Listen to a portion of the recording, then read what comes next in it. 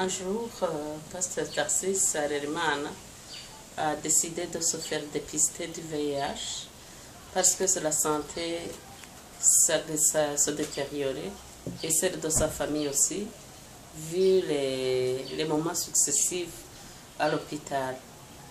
Elle a décidé de demander à son épouse de se faire dépister ensemble et un jour ils ont décidé d'y aller, même si ce n'était pas facile.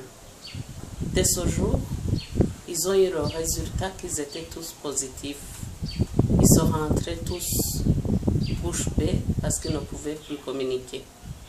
C'est un peu plus tard qu'ils ont amorcé la discussion sur ce qui leur était arrivé parce qu'ils se demandaient si un pasteur pouvait être positif. Alors, ils ont commencé la discussion, mais son épouse lui a dit que l'affaire ne la regardait pas parce qu'elle avait été fidèle dans sa vie. Pasteur, comme responsable de la famille, a décidé, comme elle avait déjà dit à son épouse avant le mariage, qu'il avait été avec 2 filles. Il a décidé de dire oui, c'est possible que ce soit moi, le temps où j'étais et je me conduisais. Alors, la vie a recommencé et la communication familiale a reprise. C'est ainsi que plus tard, malheureusement, l'épouse est tombée malade après le décès de l'enfant et qu'elle est décédée de la méningite. Dès ce jour, Pasteur Tarsis se demandait ce qu'il pouvait faire parce que lui, il venait d'échouer avec le décès de son épouse, dit-il. Mais plus tard, il décide de créer une association appelée Action Pastorale. Et cette association lui a permis d'aborder pas mal de pasteurs.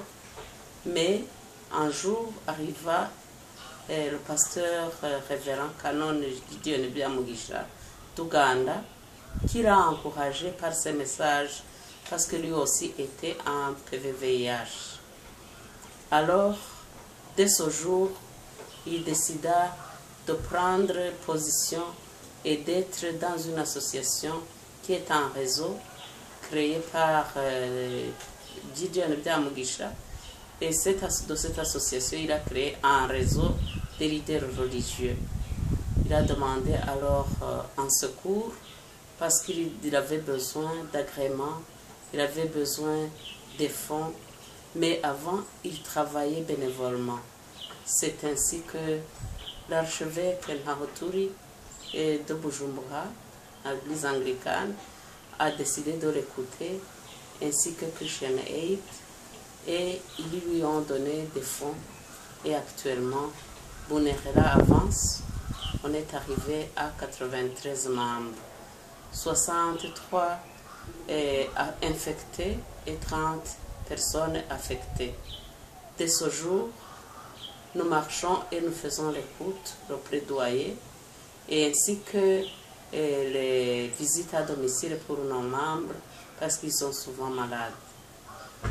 Nous les encourageons à être utiles dans leur communauté et nous pouvons dire qu'actuellement, ce que nous pouvons prendre comme leçon apprise, c'est que quand un leader religieux s'engage et décide de lutter contre le VIH en commençant par lui-même, la réussite est totale et les autres le suivent pas à pas, et nous espérons que avec Bunerela, Burundi Network Religious, nous allons arriver à des résultats palpables pour combattre le VIH et surtout combattre la stigmatisation, la discrimination, le déni qui actuellement règne dans les esprits des pasteurs et des autres leaders religieux, et ainsi pouvoir donner la chance aux gens de vivre longtemps parce que quelqu'un qui a fait la prévention par le dépistage volontaire parvient absolument à la réussite parce que nous disons dans notre groupe, quelqu'un qui ne s'est pas encore fait dépister, c'est un danger public.